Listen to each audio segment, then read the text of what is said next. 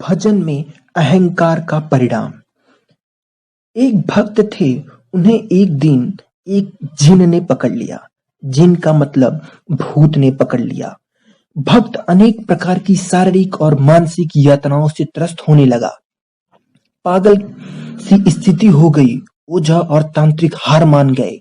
घर वाले निराश हो गए और लोग समझने लगे अब इसकी जीवन रक्षा असंभव है। लेकिन अंत में उसे लेकर श्री स्वामी जी के सामने उपस्थित हुए। पूज्य स्वामी जी ने लोटे में जल मंगाया, कुछ मंत्र पढ़कर उसके शरीर पर जल का छींटा दिया। भक्त के मुख से वेदनापूर्ण चीख निकली, महाराज क्षमा करें, जल जाऊंगा। गुरुदेव ने पूछा, तुम मेरे भक्त को क्यों कष्ट दे रहे हो? जिन ने कहा, महाराज यह हम लोगों के स्थान पर आकर मल मूत्र त्याग करता था, आपका भजन करता रहता था, इसलिए हम लोग आपसे डर से इसके पास नहीं जाते थे। सभी भूत प्रेत जिन इससे तंग आ गए। एक दिन कब्रिस्तान पर पेशाब करते समय यह आपका भजन करना भूल गया। मैंने इसे पकड़ लिया।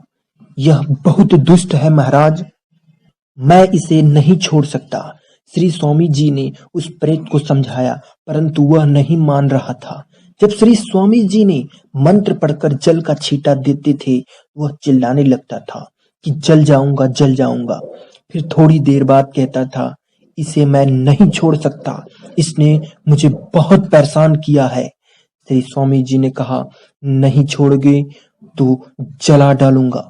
इतना कहकर उन्होंने अभिमंत्रित जल ज्यों ही छिड़का, वह चिल्ला उठा, महाराज जलाइए मत, जलाइए मत, मैं इसे छोड़कर जा रहा हूं।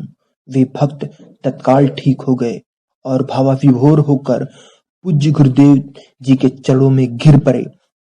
परम पूज्य स्वामी जी ने उन्हें डांटते हुए समझाया, भजन में हठ और अहंकार वर्जित है।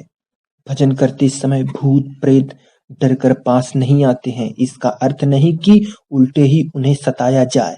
क्या इसीलिए भजन करने के लिए कहा जाता है?